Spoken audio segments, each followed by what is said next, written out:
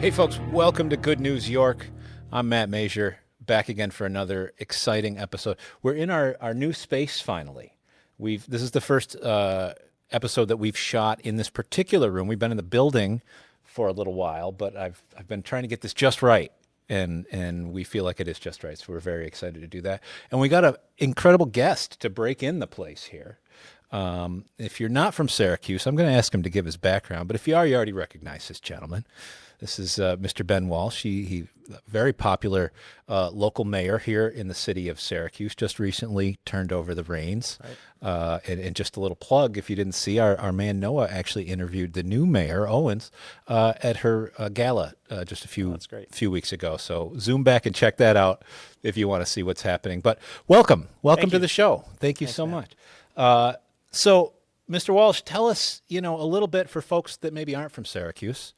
Give us just a little bit of your background. What got you to where you are today? Sure. So, as you mentioned, prior to my current role as director of the New York State Canal Corporation, which obviously we'll talk about, sure, I served as mayor of the city of Syracuse for 8 years. So I was elected in 2017. I started 2018, served for 4 years. I was reelected and served an additional 4 years for my second term and my final term because the mayor's office is term limited in the city. So sure, that's what I've been doing for the past 8 years. But born and raised in Syracuse, grew up in a family full of public servants. My father held elected office on the local level in the city council and federally in Congress.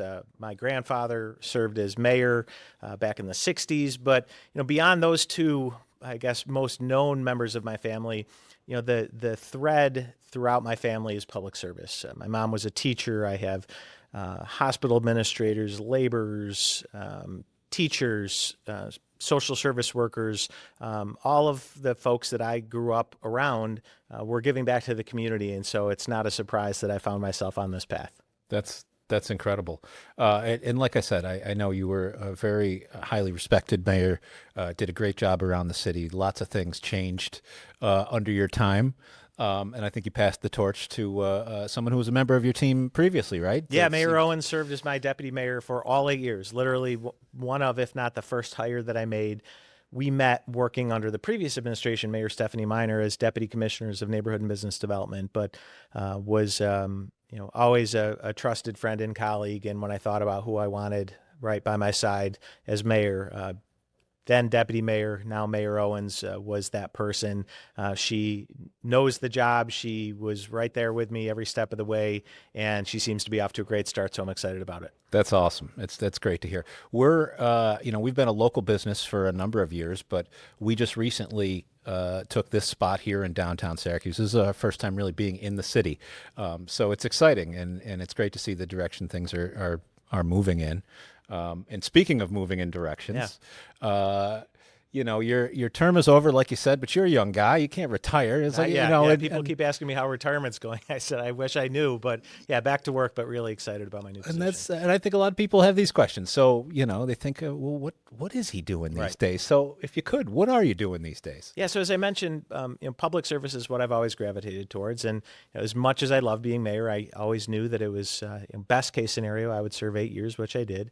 And so as I shifted towards looking at what I wanted to do next, I knew I wanted to stay in public service. I was pretty sure. I was also pretty sure I didn't want to run for another elected office. That's one type of service. And it was all consuming when I did it, but it's not the only way. And so as I began to explore my options, I had developed a very good relationship with Governor Hochul, and she had expressed an interest in bringing me onto the team. And we looked at a couple different opportunities, but when the Canal Corp opened up, that really seemed perfect for me.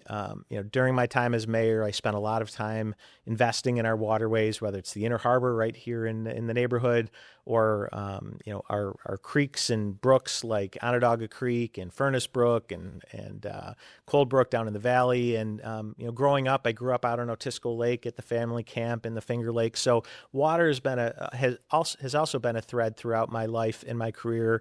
And when you think about upstate New York, there is no upstate New York as we know it today without the Erie Canal and the New York State Canal system. So it really checked a lot of boxes for me, and it's been a blast so far. That's incredible. What exactly is the Canal Corporation? It's a great question. What do you do? A quick story. I pulled up at a gas station the other day. I do a good amount of traveling along the canal system.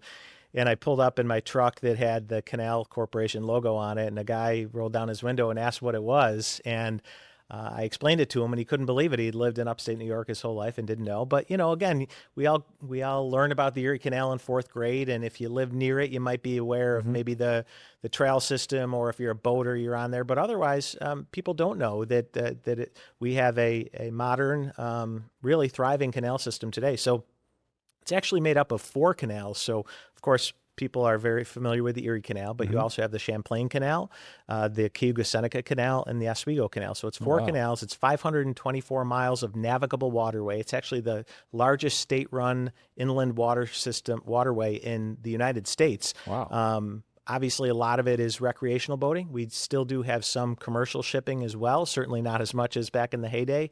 But I mentioned the trail system too, which actually contributes to the most users of the system. So it's a lot different than the canal we all learned about growing up, but it's still very relevant. And I think what excites me about it, it's still critical to the revitalization and the viability of 200 communities that are sprinkled along the system throughout the state. Yeah, that's incredible. I grew up in the Mohawk Valley in a town called Ilion, right? And our marina was one of the highlights of town. Yeah. And there's a great burger joint that opens up in the summer, and a place to go and hang out by the water. And I know, like you said, all those communities, Frankfort, right down the road, very much taking advantage of the cool, unique things that are in many cases man-made here and throughout our history. Yeah, and if I could, you mentioned the Mohawk Valley. Perfect example. I've driven the Thruway countless times throughout my life and driven along the Mohawk River, never understanding that that's part of the modern day Erie Canal. People also don't realize that the Erie Canal has had a number of iterations over the years, starting with the original Old Canal, which you can still see in local communities like Camillus and DeWitt. But by the time we got to the modern day barge canal that is the Erie Canal today, what the state did was what we call canalized a lot of existing waterways, including the Mohawk River. And so, again, something that you wouldn't really know unless you were a user of the system. But I've learned a lot just in the past 2 months. But I think the more people learn about it, the more they realize how connected it is to a lot of our everyday life here in upstate New York. Absolutely. I think what's very interesting is when you get into the history of some of that, you talk about the different iterations, how at some points it's been sort of moved, right? Exactly. Like, so a lot of our cities, we have a canal street. Right. That at one point was the actual canal, That's right? Precisely right. Just like Erie Boulevard here in the city of Syracuse. It's not where it once was, but again, its history and its legacy remains. It's incredible. What is, a lot of us, we talk about the history, right? But what is the modern day, kind of some of the advantages and things like that people should know that's happening today on the canal? Yeah. So as I mentioned, there's a lot of recreational boaters that are using the canal, actually traveling through our 57 locks throughout the system. Again, a limited amount of commercial shipping. The trail system. So we have the Erie Canalway Trail. We have the Erie Canal Trail. We have the Champlain Trail. All those two contribute to the Empire State Trail, which runs throughout New York State. Those are all part of the canal system. Those are all ways in which people utilize and interface with the canal. And our job at the Canal Corporation, obviously, is to manage that infrastructure, which is significant. You've got in some cases, 200-year-old infrastructure that needs a lot of work and has seen a lot of deferred maintenance, something I could certainly relate to from my time as mayor. So a big part of it is just maintaining the system to allow for continuous navigation throughout, which is not something that I think any of us take for granted, but something that we're committed to continuing.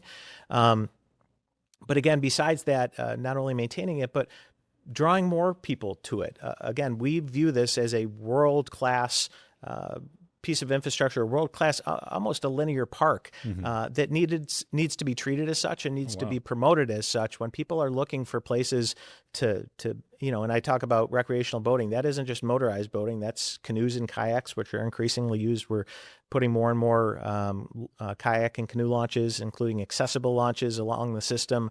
We want to draw people to the canal, whether it's in your backyard or it's across the world, because it is right up there with many other world-class natural amenities. That's incredible. you told us a little bit about the organization. What is your role? What's your day-to-day look like in this new job? So again, I've been at it for just over 2 months now. So every day is a little bit different, but that's what I always loved about mayor. And so far what I love about this job, people often wonder, well, what are you doing when it's not navigation season? So for us, navigation season this year, Mother Nature permitting, will run from May 15th to October 14th. The rest of the time is known as what we call winter work. So that's, going into the locks, doing pump outs and doing maintenance. I've been on a lot of site visits over the past couple months, again, meeting the incredible workforce that we have. A term that I've been using for what the work that our workers do is canal craft, because it's really unique, and you can't go to a trade school or anywhere to learn it. It's one of those things where you just have to learn it on the job. And so I've just been so impressed and amazed by the creativity and the ingenuity and and really the innovation that happens on a daily basis with our workers. So it's supporting that workforce. It's making sure that we have the resources that we need to maintain the system. Again, a lot of deferred maintenance. We have billions of dollars worth of capital needs, and thankfully the New York Power Authority, where we're housed in New York State government, contributes significantly towards the maintenance of that system, as does Governor Hochul and the legislature, who for the past few years have been investing $50 million into it. So it's it's being a good steward of those public resources. It's managing a workforce of over 500 people. So again, some things that were similar from my time as mayor. Everything from finance to budgeting to workforce development. But it's also trying to lift up from the weeds and look at the horizon and try to figure out, as we just recently last year celebrated our bicentennial of the Erie Canal, how do we continue to be viable in the third century of operation for the canal system? And again, I can't answer that question yet. I have some thoughts, but we've got an incredible team at Canals, and I'm just learning a lot from them and excited to see what we can accomplish together. That's awesome. Yeah. That's awesome. And you said that the trail as well as falls under your direction as well? Yeah, so the Erie Canalway Trail goes along the entire Erie Canal system. It's broken up about a third managed by New York State Parks, which is a critical partner of ours. Gotcha. About a third managed by local municipalities. So in the city of Syracuse, as it goes along Erie Boulevard, that's managed by the city. And then about a third of it is managed by the Canal Corporation. So a lot of what we do is in close collaboration and partnership, again, with local municipalities, other state offices, but again, as a team, and that's what it's all about. It's about teamwork. Our team does a great job, and again, excited to see what else we can accomplish. That's such a neat thing, when you talk about the evolution of things like that. And that's something that I remember as a kid, a bunch of these different spots where you could go and access the canal. There was always some kind of neat trail. Yeah. But it usually didn't go necessarily too far, right? And now you can go from Albany to Buffalo, pretty much, right? Absolutely, yeah. On a well-maintained and safe place. That's the idea. That's pretty cool. Yeah, I love that. Couple quick questions for you, and we'll let you get back to it. And again, you're new to this, so I won't hold you to this. But I've always, throughout all the history, all the different parts of the canal, is there one thing that stands out to you, whether it's from history or just something you've learned recently, that is really just one of the most unique things you think folks should know more about? Well, I think a number of things that I've mentioned, again, just the extent of it, 524 miles of navigable waterways, the infrastructure involved, the 57 locks, the 16 lift bridges that we operate. There's a lot that goes into it. Again, also the history, the fact that, the Erie Canal that maybe we learned about when we were younger looks different and operates differently than it does now. And one of the things that I would just encourage people to do please, search up New York State Canal Corporation. You can get on our website, look at the map. And what I've found myself doing a lot is just literally connecting the dots throughout New York State. We don't often we take for granted the natural resources, the water that we have in abundance here in upstate New York. Yeah. But I don't think many people, including myself up until recently, fully appreciate how interconnected it is. I mentioned I grew up on Onondaga or on Otisco Lake. I knew that there was a dam at the northern end of the lake. I knew that went into 9 Mile Creek, and eventually I knew that 9 Mile Creek ended up in Onondaga Lake, but I kind of stopped there, and you don't realize that it goes from Onondaga and then into Seneca and up in the Oswego and into Lake Ontario. And I think the more you realize how interconnected all these systems are, as well as how, for better and worse, how much influence people, humankind have had on these waterways. There are very few waterways that haven't been touched by humankind, again, for better and worse. But I think that the more you connect the dots and understand how kind of interconnected it all is, the more you appreciate what we have here. But also, hopefully, the more you appreciate how important it is that we all work together, all the different partners involved, to maintain it. Because, again, whether it's climate change or any other changes that are impacting how we operate our lives, we are so blessed here in this region of not just the state or the country, but the world, to have these natural resources and amenities here, and it's really incumbent upon all of us to take care of them. That's incredible. I love this, and I love this work that you're doing. It's such a neat thing. Any upcoming events, special things like that folks should be aware of? Yeah. So again, I temper my excitement or the idea that I've kind of have it all figured out, because we haven't even hit my first navigation season yet. So that starts again, weather permitting, May 15th. And that's really when the canal communities start to get activated. There's a number of events that happen on a local basis by local municipalities and organizations, as well as some that, that we have a direct involvement with the New York State Canal Corporation. We have a really cool event coming up called the Medina Triennial, which is a really world-class multi-week art exhibit that will officially open on June 6th in Medina, out west towards Buffalo. That it really is going to help us activate the canal and bring people to it. So I would encourage people to look up the Medina Triennial and see what's happening there. We have the Albany Symphony that travels along the canal and does performances. So again, please look up where the Albany Symphony will be throughout the canal system. They won't make it quite to Syracuse, but they'll be in Albany, actually Waterford, technically, in Rome, as well as out west. Another thing I wanted to mention, so we had a big year last year with the bicentennial. One of the things that people may have seen was that there was a replica boat that was built called the Seneca Chief, built after the original boat that traversed the Erie Canal, built by this really cool organization called the Buffalo Maritime Center from out in Buffalo. They took it on a voyage, a bicentennial voyage from Buffalo to New York City, and came to port in New York City on the day the canal opened 200 years earlier. Well, this year they're doing the Back to Buffalo tour. So it's going to be traveling back, and just as it did on the way, it's going to stop in different areas, invite students in the community to come on to check it out, to learn about the history, but also what's happening today on the canal system. It's going to be making stops right here in Syracuse, in the neighborhood, in the Inner Harbor, as well as in Baldwinsville, in Sylvan Beach, really throughout the system.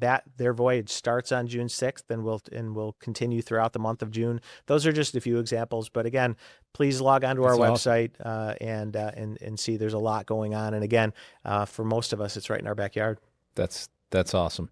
Last question for you, sir. And I got to ask you this. We don't get into politics. We don't get anything like that. But I love talking to elected officials, because from whether it was campaigning or your time in office, you have a better handle on some areas than a lot of folks. You get to see more than most do. So bringing it back just to the city of Syracuse, what's one or two just hidden gems about the city that you wish more people knew about? Yeah, there's so many that come to mind, but I think just staying on the theme of today, we have some incredible parks and public spaces that including that have water in them that people may not know about.